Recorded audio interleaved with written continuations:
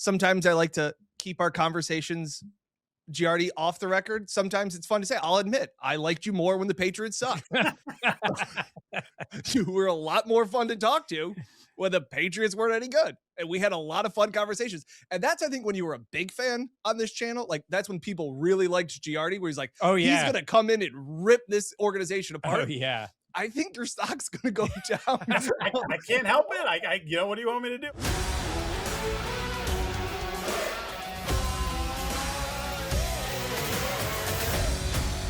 Hey, everyone, and welcome back to the Buffalo Plus YouTube channel. Mike Catalana alongside Dan Fates here in the Connors and Ferris podcast studio with another edition of What They're Saying In. This time it is Foxboro. We will get to our guest. You see him right there.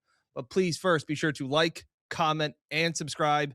Also, before we get to maybe the GOAT of Buffalo Plus guests, Mike, on Thursday we got an event. Yeah, live appearance will be at Hooligans in Webster. That is, well, Dan's former town. Now Jenna owns Webster. We're really excited to be there. 5 to 7 meet and greet. The podcast live 7 to 8. So that's Hooligans this week. And then in 1 week from Thursday, we will be back at Riverworks in Buffalo for another live podcast. So come on out. We enjoy having everybody out there, so it'll be a lot of fun. All right, so now that we got all the housekeeping stuff out of the way, we'd like to welcome in our guest from the Boston Sports Journal, the one, the only, the great masshole himself, Mike Giardi. Thanks for coming back on for your 967th appearance. Yeah, I love it. I do feel like an honorary member sometimes. And look, what an awesome game we've got on tap this weekend. This should be a lot of fun. Mike, start us off. Yeah, I got to ask you about Drake Maye and what we've seen and handling moments. Like there was a lot of talk of him being like, maybe this year would be like 2019 Josh. It doesn't feel like that as much. I think he's been pretty cool the whole time. Is that fair to say? Yeah, I don't think there's any question. In fact, someone was asking me the other day, well, how do you compare this Drake Maye season, his second in the NFL, to Tom Brady's second season as a starter, third season in the league? And I'm like, there's not really a comparison. I mean, Tom already had the ring. He won the ring in his first year as a starter, but like all the numbers are better. I think his performance this season in terms of the elevation of teammates around him, not that Brady didn't do that, but Tom Brady didn't become truly Tom Brady until maybe 2004. So a few more seasons into his tenure, Drake's been that dude pretty much since week one this year. And it's, I still sort of marvel at it because I think we thought he was good, but we weren't sure how quickly he'd be able to put it together, especially with the new offense. And like I said, just, you know, week one was okay. Week two against Miami, he was awesome. And that's, you know, that's sort of been the sort of the level benchmark for him the rest of this year. All right. So I got to ask you, are you just a member of the Drake Maye fan club or are you the president is probably the better question. Well, it's interesting because, you know, there are a lot of people in the aftermath because no one really wanted to claim it last year when the team wasn't winning and he only won one game as a starter, at least one game that he went from start to finish in. He got knocked out of a couple that they won that Jacoby Brissett actually was the reason why they won those games. So people kind of, oh, yeah, I told you all along it was Drake Maye. The first guy on the Drake Maye train was me. There's someone in the Boston market that claims that, yet there's video of him saying in December of that faded season that led to the Drake Maye draft pick where he's like, you got to get Jaden Daniels. You got to do whatever you can to get Jaden Daniels. So, yeah, I think in theory, I was the guy in on the ground floor. I just don't like to tell everybody that. It's just, it is what it is. Just so you know, we workshopped that question. Exactly how to ask you about that. Well, when Mike's like, hey, why don't you reach out to the Drake Maye fan club enthusiasts to see if you can come back on the pod this week? And we were already talking about coming on your pod later this week, which we'll get to at the end of this one. But yeah, and then we kind of workshopped it and I was like, I get to take the shot. I get to take it. No, look, it's one thing. I always tell people, like, do you want to know the true thought of what a fan thinks of a player on another team? Just think to yourself, would you want that guy on your team? Right? Because sometimes you go, this guy's no good. Look, the Bills have Josh Allen. I know they don't need a quarterback, but if they needed a quarterback, the kid looks pretty good. Now, I say he's been cool because when I watch him, it just, I don't say it looks easy, but it has been pretty smooth for him. And I'm going to use the Italian version of this phrase. It's like pasta. You don't know what you got until you put it in the hot water. Has he been in hot water? Has he been in that spot? Well, like Josh was. Josh has been multiple times in his career, obviously. Maybe the most he was in the game against the Bills. Like, where have you seen him and how have you seen him react when it's really on him? Yeah, there hasn't been a lot of that this year. There's been during this win streak, there's been a lot of one-sided games, or there's been little blips. There was a blip in Cincinnati where, especially for him, the first 3 series of the game, he threw a pick 6, didn't look anything like the guy that we've seen for the majority of the year. And this is to me where I sort of don't really have any reservations about what it's going to be like should he get in those spots. He has this ability, and I think it's sort of an innate thing where, it doesn't matter. Like, doesn't matter what just happened. I have the short memory. I'm the best player in the field, and I'm going to go rip throws, and it's going to get back to what it's been. And that's what he did against Cincinnati. He's had a couple other moments like that this year where, there may have been a couple series where you're like, this doesn't look like what we're used to. And then, the next thing he's throwing a 33-yard strike to Kyle Williams for a touchdown, or he's running around making a big play. And it's just that ability to sort of have that short memory. We say corners need short memories, right? I think quarterbacks do too, and I think he's shown that. It's adorable seeing this man. I will say, I want to just throw this back at you for a second because, and Mike in particular, lived this with the 20 quarterbacks in 20 years or whatever the hell you guys went through. Like, Cleveland's doing it, right? 42 quarterbacks since they came back into the league in 1990, whatever it is. So, they're just, you go through the cycle of a down period. And granted, in New England, it wasn't down for very long. It was one good Mac Jones season surrounded by a bunch of crap. But to have found the franchise quarterback again this quickly, or so it appears, is pretty amazing. And it reminds you, and this is where like the fan part of me comes in. It just reminds you what good football looks like, because we didn't see that with the team that we cover. We were seeing it when the other teams came into town. We would see it when we went to Buffalo and watched Josh. We didn't see that in New England for really the better part of the last 5 years. Oh, 5 years. I know. Oh. I will say, like I said, sometimes I like to keep our conversations, Giardi, off the record. Sometimes it's fun to say. I'll admit, I liked you more when the Patriots sucked. You were a lot more fun to talk to when the Patriots weren't any good. And we had a lot of fun conversations. And that's, I think, when you were a big fan on this channel, like that's when people really liked Giardi, where he's like, oh yeah, he's going to come in and rip this organization apart. Oh yeah. I think your stock's going to go down. I can't help it. What do you want me to do? I guess I could like move to New York and I could cover the Jets. Yeah. But I mean, that's like shooting fish in a barrel. Like they've been terrible forever. What do you make though of if the criticism is like Mike was saying about the competition? Like the schedule has been easy. You play who you play. Like there's nothing to that. But is there any of that talk that goes around Foxboro? Is there any of that apprehension, or is it doesn't matter? Look at how good we are. We've won all these games in a row. Yeah, I think it's the latter. I think that's how they feel in the room. Like, like, hey, stop. We can't change what the schedule was. We were the last place team last year. We get the last place schedule. And then, I always say, like, I don't want to hear about that because things change. You go through training camp, guys get hurt, deals get made. Somebody's better than you thought they were going to be. Well, in this instance, that someone who's better than you thought he was going to be was Drake Maye, who we were saying before the year started, like, well, if he can be like the 14th or 15th best quarterback in this new system, like that's a good jump for him this year. Instead, he's one of the 5 or 6 best quarterbacks, and some would argue the best, and maybe the front run. Well, he is odds-wise the front runner for MVP. So, like that in and of itself, sort of changed the season. Where you talk to. In fact, I was talking to Austin Hooper today, the tight end, backup tight end. Hooper was on the Falcons team when Matt Ryan won the MVP. They went to the Super Bowl 28-3, and then all hell broke loose. And I was like, any commonalities? I mean, I know they're different players and different styles, and he's like that belief, like they always push to get better. And then when we're on the field and you see this guy in spots make that throw or make that play, bail us out of this situation or that, then it's like, oh, okay, we've got one of those guys, which obviously the Bills fans know and Bills players know for the last 4 or 5 years. When you have one of those guys, you're never out of anything. You said about him elevating his teammates, and he has. Is this wide receiver group good? Is he made them better?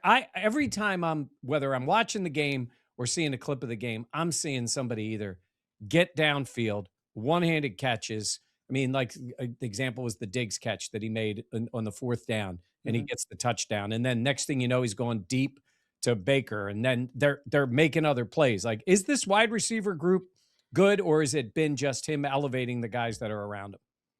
Based on where it's been, I mean, it's like a light year. They were 31st or 32nd. Like you looked at the room last year, it was a disaster. They were dysfunctional. The veteran leadership wasn't, like Kendrick Bourne's a nice dude and is having a pretty nice bounce back season in San Francisco, but like he lined up wrong all the time. He ran wrong routes all the time. That's the guy you're looking to as young players and going, this guy who's been in the system can't get it right. Like, what do I care? Like, I'm just going to go do what I do. Oh, you didn't throw me the ball. I'm going to throw my hands up in the air and I'm going to gesticulate, even though I've done nothing in this league. And there is a different, first of all, it's Vrabel. I mean, obviously you're not going to pull that crap right on the field for me. We'll put someone else in there. But then like, I think Matt Collins has made a difference in terms of the leadership and sort of the work that he's put in. I say it all the time. Like, I know that's your guy, yes. but like Efton Chisholm, who's an undrafted free agent who made the team and he's run back some kicks, but he hasn't contributed as a receiver. But like Matt Collins, like religiously works with that kid. And that's just one of those things where, I don't know if Efton Chisholm's ever going to be a player in the league, but there's this undrafted kid from a small school who's got a veteran NFL receiver who's put his arm around him and is like, kid, you want to study? I'll study with you. Kid, you want to play catch after practice? You want to work on routes? You want to look at film? I'll do those things. And as you guys know, even Steph, I don't know that Steph he has some leadership qualities, but obviously he's front and center about himself. But like, this is a honeymoon season for him. Yeah. So he's generally put his best foot forward. So I would say they're probably like league average now in that room, 16, 17th best room. But when your quarterback's dealing like this, it's no different than Josh last year or even for parts of this year where it's like you look around and you go, they don't really have a dude, but yet they're still producing at a high level. And I think it's quarterback first in that regard. I don't know where I got I said the wrong. I was going to ask about Kyle Williams, who is a guy, right, that's not sure about, right, how he, I guess you'd say, fits in or what he is. And I see him making plays. Yeah, two long touchdowns, one against Tampa and then one this past week. And but I thought in the NFL that you couldn't throw the ball downfield. That's what I have been told by coaches. Yeah, well, this football team embraces it. This quarterback, it's actually funny. I go back to covering the Bills and hearing Josh, and not even in the early days, but like talking about, I don't want to be a check down Charlie. Guess who said that this year? Drake Maye said that this year. Now, to Drake's credit, do you ever want to come back on the channel, or is this it? Are you just gonna go out with a blaze of glory? I'll go out with a blaze of glory. What the hell, That's all I know and love. Yeah. But then like the past game against the Giants, they had the left side of the offensive line was out, so they had two backups in there. And the Giants, for as bad as they are, they have three really good pass rushers. And okay, what's the plan?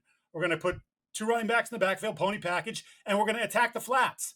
And instead of being stubborn and saying, no, that's not how I play, he just 4 yards to Ramondre, 6 yards to Trayvon, 4 yards back to Ramondre, 3 yards to Trevion. Just kept doing it, and then all of a sudden, Giants creep up a little bit, and then boom, it's Kyle Williams over the top for a 33-yard touchdown. So, like, they've been able to access all parts of the field this year, which is critical. And Williams is an interesting guy because I think were this a different situation, he'd probably play more. He's probably getting, like, let's say 12, 13 snaps a game. But because the guys in front of him have all produced and have all accepted their roles, he's sort of been reduced to that. Like, he would probably get a bigger chunk if they were more of a middle of the road team. Instead, it's like, well, you're not going in over Booty. Booty's playing well. You're not taking some of Mac's reps because he's playing well. You're not going to take some of Steph's reps because he's playing well. So it's just like, take what you get, and then, we will throw it to you. You just got to produce when it's been in your direction. In the last, the last month or so, you're getting some of that. I was going to wait to do this bit because it's half shtick, but I think there are some crazier things that have happened in the NFL. What team is going to give Josh McDaniels another head coaching shot? What? Yeah. Vegas?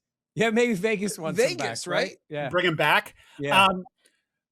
It's interesting because I get asked that question a lot because, of course, people are like petrified that he would leave because you see now this is right. We're sure about the marriage, and now the kid's, the MVP front runner, and like, no, please tell me that Josh is going to be there.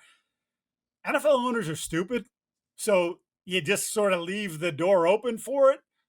But God, he flamed out spectacularly in both places. Yeah. Denver, he didn't make it through the second year. Vegas, he didn't make it through the second year. So,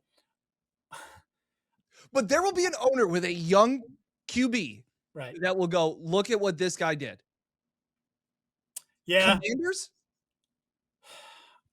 If the Commanders, I would say, wouldn't they just elevate Kingsbury if they were going to do that? Already has the working relationship with Jaden.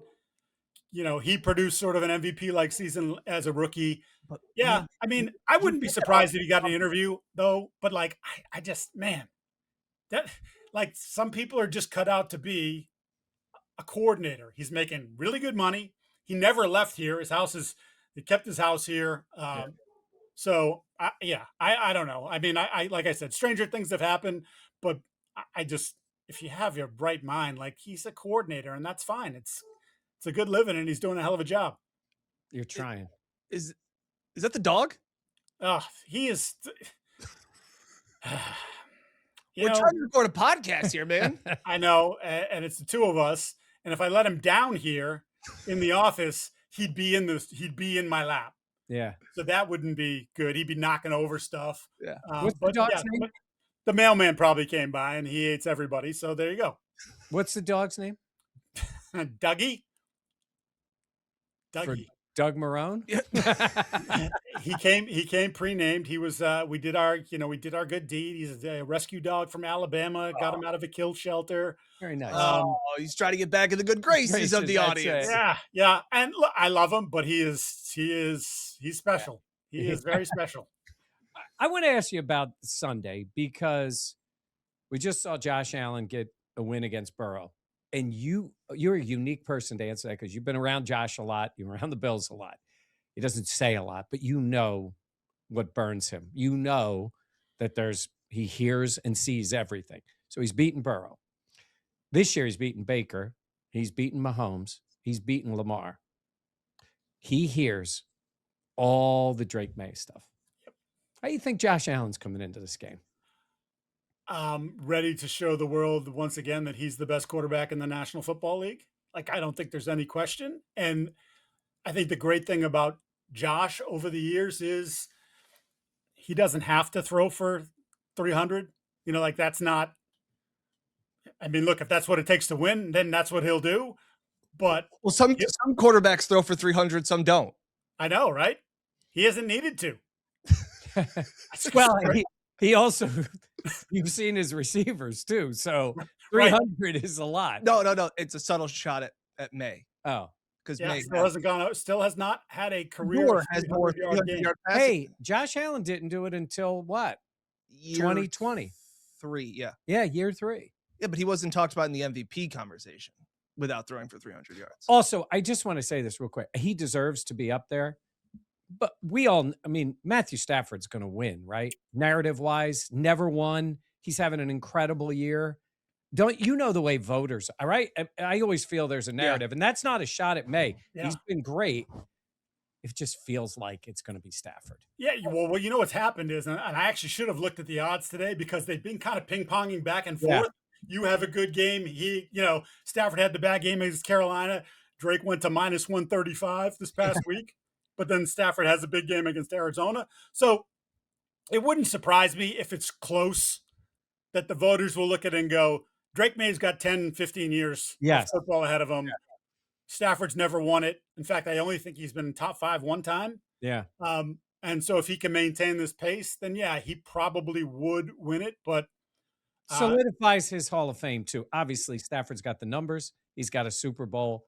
Sure is nice for your Hall of Fame to have the MVP. So that's the only reason I was thinking, because it isn't a great year for MVP candidates. I don't think. I got the stats. Oh, So this Uncle was Dan's got him. heading into week 15. Stafford minus 180, Drake May plus 200. Yeah. wow, that's a big swing. He was literally 130 or 135 minus 130 or 135 after. He doesn't play for a week. Odds Stafford provided goes by nuts. DraftKings at 1:30 a.m. Monday, Yeah. December 8th. Yeah. Yeah, That that makes could sense. flip. But that's what it's been doing for the last month. If he outplays Josh on Sunday, they could flip right back. Yeah, again. Josh So- got right back in theory in the race with Yeah. what he did against Cincinnati. Yeah, in the Right. race, but Well, it's true too, because then you look at the Patriots, and I know this is a 1:00 game, but this is going to have a lot of eyes on it. Yep. Yeah. And the Patriots, if they win the game, win the division. So there's that aspect of it too. And then the following week, even though the game has as the season has gone on, has lost importance, the Ravens, which I Yeah. think is going to get flexed to Sunday night. If you look at the schedule, it seems like that's going to be the game that gets elevated, because either you sell the piss out of Drake and, having this MVP season, they just won the Right. division, or whatever, Patriots, if they lose to the Bills, Ravens win, then you got Maye, Lamar, all kinds of things at stake. And so that'll be another instance of you get the national audience to yourself, and they can say, hell, man, this guy's pretty awesome, Yeah. So the last game, the injury bug kind of seemed to bite New England, or 2 weeks ago. And obviously they played the Giants.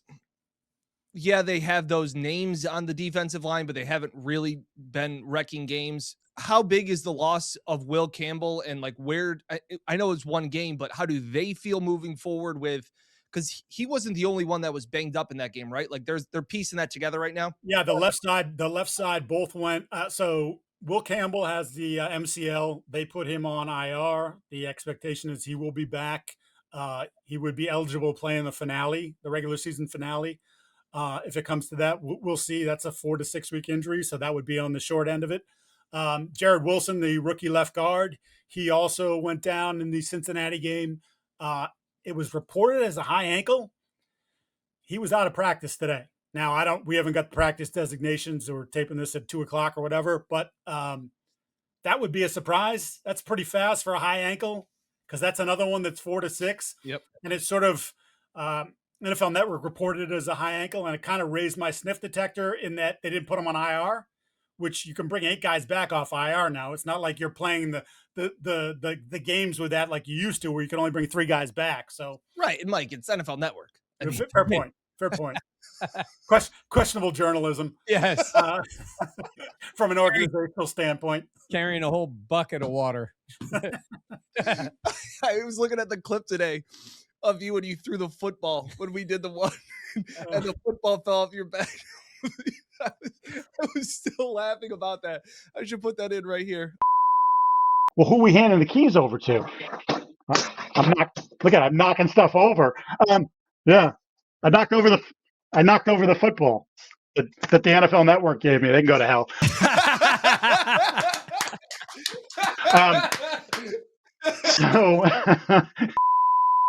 Oh, it's such a good clip. Go ahead, Mike. No, you see the Bills right now. This past week, obviously, it was against Burrow.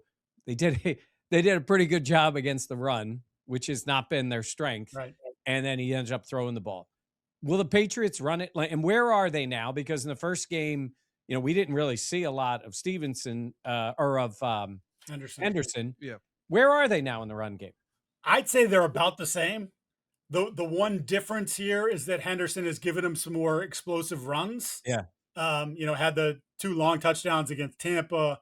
He had a 26-yarder in the second half against the Giants. They're still not good at it. They're still lacking the down-to-down consistency.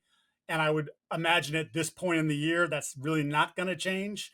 But I think they can, I don't want to say they can live with it, but if they get the 1 or 2 chunk plays from Henderson or Stevenson, then I think they can kind of almost make it like, all right, well, look, we're never going to be great down to down, but you still have to give us the respect to it. And the one thing that is definitely, and it was after week one because they got away from running at all in week one. They weren't moving Vegas. I think it was something like 22 yards on 18 carries. But afterwards, Vrabel was like, basically, we're not doing that again. You got like, I don't give a damn if it's not working. There's still stuff that can happen off of it that we have to show you, and we're going to do it. So they've been more consistent, at least in terms of the number of carries and setting up stuff off play action off that. And Drake's been really good in play action. So it's like, even if that play only goes for a 1 or 2 yard gain on the run, it's okay because we're setting up something for later. And if we hit that, then that was all worth it. Last time we talked, heading into that week 5 matchup, it was a lot of, you don't really know what Stefon Diggs is and how this marriage is going and all these kind of things. And he was awesome. He was awesome in that game. You could tell how much it meant to him. You could tell it after the game when he's running off the field and he's, kind of talking to us as we're filming him about what it meant to him. And when we talked, you were like, I don't know how long this is going to last. Like, how has that progressed? Because at times here we've joked around about when the Bills have had their struggles that they don't have an asshole. Like, they don't have somebody to kind of be that guy in their face. And you hear about what Diggs' impact has been with, I believe it was Henderson, when he was like, hey, like, he's pushing me every day to be great. Like, the great running backs don't get tackled. Like, how has that evolution been for him in this honeymoon phase with the leadership around this team? Yeah, I mean, since the boat incident in the summer, he's been, from all I can gather, he has done everything they've asked him to do. He and Vrabel keep exchanging bouquets publicly about, I love playing for this guy. I don't know how he got me to buy in, but I'm bought in. And you see it. Like, he's, even early in the year, you watch the tape and you're like, man, he didn't want any part of that block. He didn't want to do that. He didn't sell that. And now more and more, he's doing those things. Winning helps. Yeah. So that is, I keep saying it. I feel like it is a honeymoon. I think the longer that personality is around, the more it gets abrasive and the more it becomes a problem. I suppose he could always have changed. He's 31, going on 32. Yeah, whatever. But for now, it's been good. It's been necessary. And, it's funny because they don't, he had the massive game against the Bills. He had a massive game against Carolina prior to that. Like, he's had some of these great games, and then he's had games where he catches 2 balls. And, they're still playing him around 50% of the time. He's not, he's not out there all the time. And I just think they found the right balance where on third down's got to have it. He's still the guy that they want to go to. So he appreciates that part of it. But some of the other stuff where, like, where are my targets, we haven't had to experience yet. Yeah. Where's he contract wise, right? So it's a 3-year, $69 million deal, but really it's a one. I mean, they can get out of it after this year if they want for minimal cost. So that'll be I think that'll be the big test. And, there's already debate. And there's already debate too, because everyone assumes that the Patriots will be in the A.J. Brown market in the offseason, whether he gets released or Philadelphia trades him. But that obviously hasn't gone great the last year. And I don't know, they won a Super Bowl, but he's not been happy. So would they want to have 2 high-priced receivers? I don't know. They're going to have to pay Christian Gonzalez. Obviously Maye's up for a contract, not this year, but next year. And, if this keeps up, he'll get all that too. So he's already working to get Maye paid. I don't have to do anything to get Maye paid. His play's doing it all by his lonesome. All you're writing in that Boston Sports Journal, you're going to get this guy paid. Does he give you a cut? I get nothing. Bubkiss. Wow. Hey, I wanted to ask about the defense. And I think I'm becoming the one of the members of the Marcus Jones fan club. Tell me about this guy. So it's funny because I've made the observation about him before. He plays a little bit recklessly and not in an undisciplined way, but like, he's small. He's 5'8" and change. I mean, I'm taller than he is. Nah, I'm an average size guy, 5'9"-ish, but like, he's smaller than me. Mike, we're all amongst friends here, man. I'm still 5'9". I mean, I'm shrinking. It's happening. I think I'm taller. By the way, my brother's 3 years older than me. And at Thanksgiving, he looks at me and he goes, "Are you taller than me?" I was like, It kind of appears that way, doesn't it? He was almost 6 feet tall, so he's really. It's like Wow. things are happening. Yeah. Yeah. But yeah, he plays. And Vrabel's. I swear, Vrabel listens to the podcast because I said he plays like he's 6'3", 225. And Vrabel the other day was like, yeah, he plays like he thinks he's 6'4", 250. He does. He feels. One of the reasons they were so good against the run, and it's sort of fallen off a little bit in the last few weeks, but one of the reasons they were so good and didn't allow our running back over 50 yards in a game was him. He would like come up, he would take on guards, he would fill gaps, and he tackles really, really well. Combine that with, the freak athleticism where, I mean, you want to point to Keon Coleman's season. I thought that play. He locked up Keon. How quickly did I text you after that play? I mean, yeah. And again, I know he had a couple catches. They need more from him. They didn't draft him there to get what they're getting from him. But yeah, Marcus has been awesome. And then, the special teams. He's the best returner, certainly the best punt returner in the game. I actually had a long conversation about him about that today. There's English for you. Just like, how do you do it? Because I'm like, you got to be a little crazy. He's like, yeah, a lot of people don't want to do it, but he's like, I've always kind of had a feel for it, and I do it, and they trust him. He says, we have conversations before games and whatnot, but it's basically like, Marcus, if you think you can run it back, I don't care. You fielded it at the 2, you fielded it at the 10, do whatever you want. We trust you, and he's made it work for him. Yeah, there's a lot of guys in the league that right hand comes up fast when they're running back punts. Or you could be like Turpin with the Cowboys. It comes up, and then he still tries to run. What happened? Dude, you can't do that. Anything else? No, I mean, this is good information. So I guess this is, we're going into a game where Josh is not the favorite of Mike Giardi as a quarterback. Not only that, he's not the favorite in this game. Yeah. The Patriots are 1.5 point favorites. Oh, so that flipped too, huh? We were looking at it yesterday Depends after the Bills game. Yeah, there was one book that had the Bills at -1.5, and then 2 other books had the Patriots at -1.5. So I don't know how much that'll move. I guess I don't think it'll get more than. I think both teams want to be underdogs. Yes. We were talking about it, like the hat and t-shirt game. Oh, yeah. There's going to be a sense of Sean not wanting that to happen on his watch. You've won that division 5 years in a row. They may win it, and that's fine, but I don't think the Bills will have that edge that they love to have.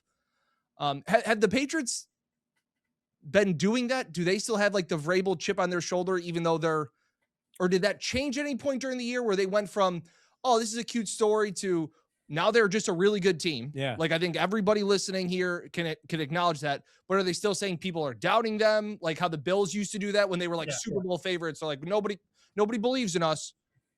Yeah. So it depends on who you talk to. But the fact is that there are plenty of players that still think like, oh, we hear it all. It doesn't change what we do on the field. But we know that no one thought we were going to be 11-2. Or that this can't keep coming. This can't keep happening for them. Or, hey, the schedule is really easy. And all we keep doing is whoever you put in front of us, we beat them. Yeah. So at some point, are you going to shut up and you're just going to say no, they're a good football team, which is kind of where I got about a month ago. I was like, you know what? They're actually you can look at the schedule, you can do all these things, but an average football team or someone that was over their skis would have slipped up. They haven't slipped up. They keep winning. They keep, to win 10 games in a row in this league. I mean, it says a lot about you, and I don't know that I would sit there and compare them to the 2004 Patriots and say this is a better team than that one, but the results are the results so far. Yeah. Mike, you are the best. And by now, I think everybody knows where to find you. But if not, where to find you, they will also find us or some combination of the Buffalo Plus team on your pod later this week. Yeah. So Boston Sports Journal is where I write. You find me at Mike Giardi on all the socials. And then, yes, the All 32 pod, solo host, yours truly. Looking forward to having you guys back on for a home and home series here. And having a little fun at your expense. Awesome. Sure. Well, good news for you, Mike. Jenna's coming with me. Yay. Yes. So Yeah, class up the joint. that's exactly right. Also, not a single comment, not a single one. I was going to save that. It was funny, though. I did happen to see, you know how the phone listens to everything you say. Yep. It knows what you're doing. So obviously I was watching the Bills game. I was tweeting about the Bills game.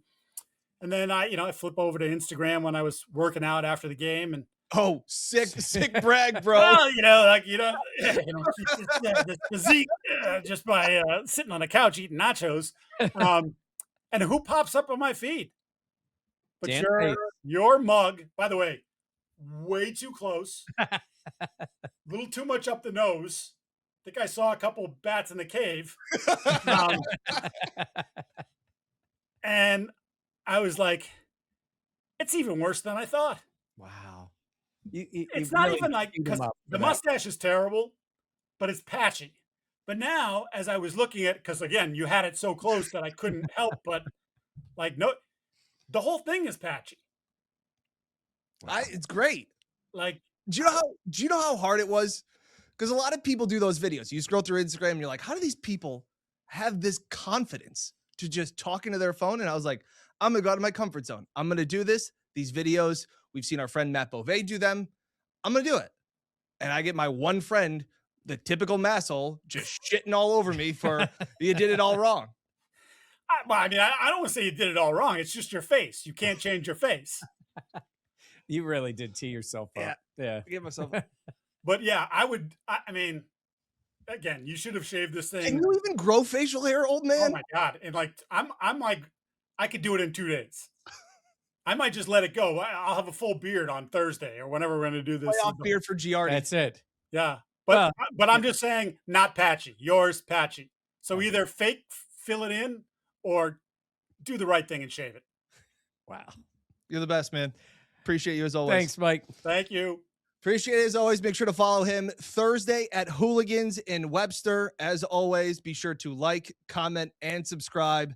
Giardi, appreciate you. Catch you next time here on the Buffalo Plus channel, located inside this video, inside the Connors and Ferris podcast studio. We'll see you next time.